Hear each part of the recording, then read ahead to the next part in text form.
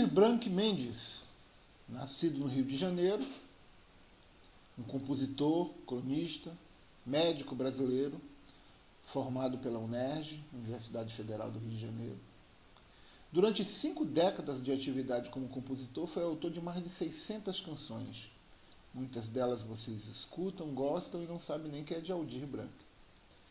Com cerca de 50 parceiros, dentre os principais João Bosco, Ginga, Moacir Luz, Cristóvão Bastos, Maurício Tapajós e Carlos Liras, teve trabalhos maravilhosos, entre eles Bala com Bala, Mestre dos Salas, Dois pra lá, dois pra cá, e essa interpretação que começa a nossa aula, o Bêbado Equilibrista, interpretado por Elis Regina. Então vai aqui a nossa homenagem ao nosso grande Aldir Blanc, que esta semana nos deixou e foi para o andar de cima. Muito bem, senhores. Então, conforme combinado, a nossa aula será sobre a aceitação tácita e formal e um negócio jurídico, onde nós iremos discutir estes pontos fundamentais para os contratos dentro do direito civil. Bom, a sociedade moderna pode ser definida através de uma única frase: estamos sempre consumindo bens e serviços, quer saibamos ou não, quer gostemos ou não. Quando nós relacionamos na sociedade, seja de forma indireta ou direta, presencial ou à distância, estamos formalizando algum tipo de contrato. O compromisso, firmado por meio da palavra, é uma prática antiga. No entanto, apesar de parecerem ultrapassados, os contratos verbais eles são permitidos nos casos em que a lei não exige uma forma específica de tornar o acordo oficial. Lembramos que dentro das classificações dos contratos, aprendemos que tem contratos nominados e contratos inominados, contratos solenes e contratos formais. Os contratos que são permitidos dentro do direito sem a necessidade de formalidades, sem a necessidade de que seja escrito, podendo ser tácito, podendo ser utilizado só a palavra, são os contratos inominados. E, embora inominados, não significa que eles sejam ilegais. Eles apenas não estão tipificados. Eles apenas não estão no nosso Código Civil. Mas são possíveis, uma vez que eles atendem à vontade. Uma vez que eles seguem a questão da vontade. Dentro disso, vamos entender a aceitação. Como é que surge a vontade, né, e a proposta, e a aceitação que fecha este acordo. A proposta, ela representa o reflexo da vontade de uma das partes, e a aceitação, o reflexo da vontade da outra parte. Quando temos uma proposta, e de um outro lado, numa relação bilateral, a aceitação, temos o início de um contrato. Porém, isso precisa ser regulamentado. E aí que se destaca o negócio jurídico. É aí que se destaca as formas de aceitação, que podem ser formais e podem ser tácitas. É a manifestação da vontade expressa ou tácita da parte do destinatário de uma proposta, feita dentro do prazo, aderindo a esta em todos os seus termos, tornando o contrato definitivamente concluído. Muito bem. Como verificamos, os contratos se aperfeiçoam no momento da aceitação, com exceção dos contratos reais. O problema é simples, quando presente as partes, pois no instante em que a proposta é aceita, cruzam-se as vontades, otimizam-se as avanças, ou seja, tem-se aperfeiçoamento com a aceitação imediata. Ok? Dando continuidade ainda com relação à aceitação, eu trouxe para vocês uma definição bastante interessante. A aceitação é o requisito essencial para formar um contrato. E esta aceitação precisa ser expressa ou tácita, quando possível dentro do nosso ordenamento jurídico. Correto, senhores? Sendo assim, o nosso ordenamento jurídico pátrio adotou como regra a teoria da ignição na forma da subteoria da expedição, como é feito disposto e dispõe o Código Civil do artigo 434. Na Na aceitação tácita, muitas vezes, né, o contratado ou o contratante, né, sem perceber, não notou que ali realizou um contrato com todas as suas prerrogativas legais. Eu vou dar exemplo para vocês com relação ao direito do trabalho, para que nós possamos entender, né? No direito do trabalho, a nossa CLT ela deixa bem claro o que é uma relação de emprego e uma relação de trabalho. A relação de emprego ocorre quando estão presentes os requisitos do artigo 3º da CLT. Ou seja, temos uma relação de emprego quando há prestação de serviço de natureza não eventual a empregador sobre a dependência deste e mediante salário. Embora dentro da CLT você tenha inúmeros tipos de formas de contratar, a CLT, no seu artigo 442, ela determina que o contrato individual de trabalho é o acordo tácito ou expresso. Se desenvolveu ali uma relação de emprego, por mais que ela não seja expressa, está caracterizado de forma tácita o contrato de trabalho. E uma vez caracterizado o contrato de trabalho, todos os direitos inerentes à CLT para aquele que foi contratado. Lembrando que o artigo 442 da CLT determina o contrato individual de trabalho é o acordo tácito ou expresso correspondente à relação de emprego. Como podemos ver, né, a possibilidade de se contratar de forma tácita dentro do direito do trabalho ela é bem visível, ela é bem presente. No direito civil, ela não muda também. Eles não são nominados, eles não são tácitos, eles não precisam passar por questões solenes, eles não precisam passar pela solenidade. A forma tácita é admitida dentro do nosso ordenamento jurídico.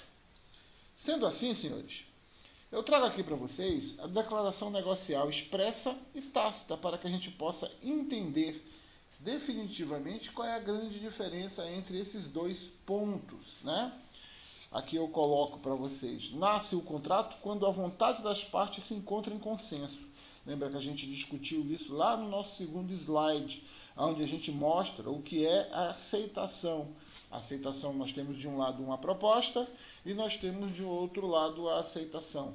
Nós temos de outro lado a vontade, principalmente a vontade entre as partes, é que forma o negócio jurídico. E essa vontade, ela é expressa. Ela precisa ser expressa. A vontade de aceitar a proposta precisa ser expressa. E ela pode ser expressa através de veículos de exteriorização, palavras, gestos, escritos, etc. Anúncio, leilão, televendas. Pode a declaração de vontade ser tácita, quando a lei não exigir que seja expressa, conforme nós já falamos, quando a lei não determinar que exija a solenidade na classificação dos contratos, quando a lei não determinar que este contrato seja nominado, que esse contrato siga o que está previsto no Código Civil. E aí nós temos a possibilidade dele ser tácito, dele ser aceito através da forma tácita. Muito bem. Falamos bastante em questões tácita. E o que é um acordo tácito ou verbal? Um acordo tácito ou verbal é aquele feito na base da confiança entre as partes, não existindo documento formal. Já o acordo expresso, que é o oposto do tácito, ele é o escrito, é o contrato de trabalho em si, o qual deve ter todos os direitos e deveres do empregado e empregador, como o exemplo que demos ainda há pouco. Tácito é um adjetivo da língua portuguesa. Significa algo que é implícito ou que está subentendido, sendo dispensável explicações ou menções a respeitos. Etimologicamente, o termo tácito se originou na parte do latim tacitus, que significa não expresso em palavra ou silêncio. No nosso ordenamento jurídico, artigo 656 do Código Civil, o mandato pode ser expresso ou tácito, verbal ou escrito. Temos também o artigo 107 do Código Civil. A validade da declaração de vontade não dependerá de forma especial, senão quando a lei expressamente a exigir, conforme já explicamos, né? Se a lei exigir que esta vontade tenha uma declaração especial, que ela seja formal, que ela tenha uma formalidade geralmente com os contratos que estão nominados, que estão tipificados no Código Civil, a vontade não pode ser expressa de forma tácita. Porém, se a lei não exigir, conforme determina o artigo 107, vamos ler novamente, artigo 107 do Código Civil, a validade da declaração da vontade não dependerá de forma especial, senão quando a lei expressamente a exigir. Sendo, assim, um contrato verbal que possua o agente capaz, objetivo, lícito e possível, determinado ou determinante, é um contrato válido, correto? E isso está no nosso ordenamento jurídico. A relação de emprego, conforme nós já discutimos, ela é um exemplo típico das formalidades. Ela pode ser expressa e ela pode ser tácita. Perfeito? Dando continuidade, dentro do Código do Consumidor, existe uma preocupação muito grande com a aceitação tácita nas relações de consumo. E já temos alguns julgados. Por exemplo, a renovação automática de assinatura de jornais e revistas, e hoje em dia nós temos internet, telefone e celulares, elas são práticas abusivas, por importar a aceitação tácita de propostas de contratar. Ela é vedada nas relações de consumo, conforme o Código de Defesa do Consumidor, artigo 39, inciso 3º. Não se pode utilizar a forma tácita para expressar a vontade do consumidor, a não ser que ele se manifeste. O fornecedor ele não pode se apropriar desta possibilidade tácita para manter fornecimentos ou para vender, negociar produtos, sem que a vontade do consumidor seja expressa. Ele não pode dar continuidade nessas renovações. O Código de Defesa do Consumidor ele vem atender os ansejos do consumidor, né? O consumidor pode e deve lançar mão de todos os recursos que tiver para constituir um material comprobatório. Eu sempre oriento quem está passando por uma relação de consumo conturbada que inicialmente tente resolver de forma extrajudicial. E nessas tentativas para demonstrar a boa-fé, que se documente, que grave, que registre, que guarde mensagens, né? Se vocês perceberem, os fornecedores de serviços, quando entram em contato com consumidores, eles sempre anunciam que estão gravando as ligações, exatamente para que eles possam ter material comprobatório. Façam mesmo. O defensor orienta que tanto a parte contratante como a contratada tenha autorização para gravar o acordo, a fim de constituir a prova. A conversa pode ser gravada ou até filmada. Não tem problema nenhum, pois é uma conversa pessoal e não depende de autorização para ser utilizada em favor da pessoa lesada. O Código de Defesa do Consumidor não determina as peculiaridades de como os tratos devem ser conduzidos, mas dispõe como o princípio norteador em todas as relações de consumo o direito à informação. A lei também considera que o consumidor ocupe o lugar de fragilidade, da hipossuficiência. Geralmente, essa é a parte em qual o consumidor se encontra nessa relação. O lugar de fragilidade em relação ao fornecedor determina em seu artigo 47 que as cláusulas contratuais serão interpretadas de maneira mais favorável ao consumidor. Portanto, as formas de aceitação tácita dentro da relação de consumo, elas geralmente só são aceitas quando elas trazem vantagens ao consumidor, né? Elas não são feitas para trazer vantagem ao fornecedor. Elas não são feitas a trazer vantagem a quem comercializa o produto, pois na relação existe uma hipossuficiência, e essa hipossuficiência na balança ela é favorável ao consumidor. O defensor afirma também que caso haja um conflito entre o que dispõe o contrato escrito e o que o fornecedor ou o prestador de serviço prometeu, será considerado para fins decisórios a opção mais benéfica ao consumidor, até na forma escrita. Uma oferta oralizada vincula o cumprimento da proposta, desde que haja comprovação do fato, que pode ser por meio de testemunho ou gravações, conforme já conversamos anteriormente. Caso o consumidor não consiga reunir as provas de que foi prometido algo, valerá então que está descrito no contrato formalizado por escrito. Correto? Essa premissa de vinculação, que pode ser determinada pela máxima promessa e dívida, está disposta no Código de Defesa do Consumidor, artigo 48, depois vocês verifiquem, por favor. As declarações de vontade constantes de escritos particulares, recibos e pré-contratos relativos às relações de consumo vinculam o fornecedor, ensejam inclusive a execução específica. Correto? Sendo assim, senhores, vamos entender agora a formação dos contratos e aonde entra a questão da admissibilidade tácita ou da admissibilidade expressa. Na formação dos contratos, primeiro temos que relembrar que o contrato nada mais é que um acordo de vontade que tem por fim criar, modificar ou extinguir direitos. A manifestação de vontade pode ser expressa ou tácita. Poderá ser tácita quando a lei não exigir que seja expressa, lembrando sempre isso. O silêncio pode ser interpretado como uma manifestação tácita da vontade quando as circunstâncias ou os usos ou autorizarem expressa, conforme o artigo 111 do Código Civil. E também quando a lei a autorizar, conforme o artigo 539 do Código Civil, que trata da doação pura, depois leiam, o 512, venda e contento, e o 432, praxe comercial, e etc. Ou ainda quando tal efeito ficar convencionado em um pré-contrato.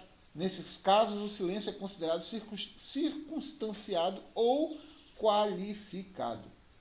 Correto? Como os senhores podem ver na formação do contrato, a gente começa com a negociação preliminar. Não existe formalização que caracterize por sondagem, estudos ou conversas. Portanto, na negociação preliminar, nós não temos ainda uma formalização. Nesta fase, como as partes ainda não manifestaram a sua vontade, não há nenhuma vinculação do negócio. Porém, tem que deixar claro que, embora não haja vinculação nenhuma do negócio, tem que ter a boa-fé, pois qualquer delas pode se afastar-se simplesmente alegando desinteresse, sem responder por perdas e dano. Tal responsabilidade só ocorrerá se ficar demonstrada a deliberada intenção com a falsa manifestação de interesse. Quando se usa de artifícios de falsa manifestação de interesse com segundas intenções.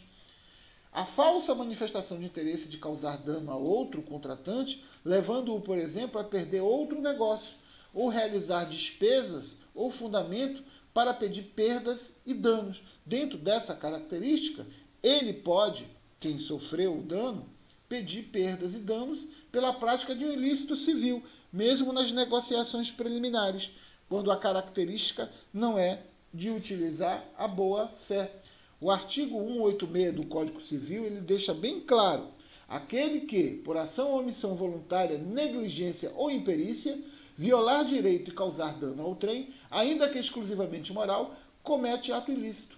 Embora não gerem por si mesmo a obrigação para qualquer um dos participantes da formação do contrato, elas fazem surgir, entretanto, deveres jurídicos para os contratantes decorrentes da incidência do princípio da boa-fé, sendo os principais deveres a legalidade de proteção, de informação e de cuidado e sigilo. Terminada a fase da negociação, nós vamos para a proposta. Essa parte aqui, ó, a proposta. Na proposta existe a formalização. Na proposta, a parte que vai propor, ela vai formalizar esta proposta. Aí já temos uma relação jurídica mais forte. Traduz uma vontade definitiva de contratar, não sendo mais sujeitada a estudos ou discussões, que era o caso das negociações preliminares, mas dirigindo-se à outra parte para que aceite ou não, sendo, portanto, um negócio jurídico unilateral, constituindo elementos da formação contratual. Pode-se dizer, então, que a proposta é uma declaração de vontade, dirigida por uma pessoa a outra, por força da qual a primeira manifesta sua intenção e de se considerar vinculada e se a outra parte aceitar. Não há prazo para aceitação da proposta entre presentes, sendo que não havendo a resposta imediata, não haverá mais vínculo. Por exemplo, o telefone ou outro meio de comunicação rápida também são considerados entre presentes, correto? Muito bem, meus queridos. Uma vez feito a proposta, uma vez feitas as negociações, iniciou com as negociações preliminares e foi elaborada a proposta, há a segunda parte fundamental, aliás, a terceira parte fundamental, a aceitação. É aqui na aceitação que, se esta proposta permitir, se esta proposta estiver dentro da nossa regulamentação jurídica e não exigir, por exemplo, que dentro desta proposta haja uma solenidade, tenha uma classificação solene, ou que nesta proposta exigir que seja feita com contratos nominados, tácitos, previstos no Código Civil, a aceitação pode ser tácita. A aceitação não precisa ser formal, ela pode acontecer de forma tácita. Porém, se a proposta exigir solenidade, se a proposta exigir que siga o que está dentro do Código Civil, das formas contratuais tácitas nominadas, a aceitação não pode ser tácita, a aceitação só poderá ser expressa. Correto? Bom, dentro do que nós tínhamos para falar para vocês com relação à aceitação tácita e expressa, praticamente é isso. Vamos complementar com as aulas pela plataforma e vamos discutir ainda mais esse tema. Eu vou disponibilizar para vocês um exercício no AVA, correto? E caso vocês achem interessante, se inscrevam no canal para as próximas dicas com relação à nossa matéria e deixem aí o seu like. Um abraço a todos e até a próxima.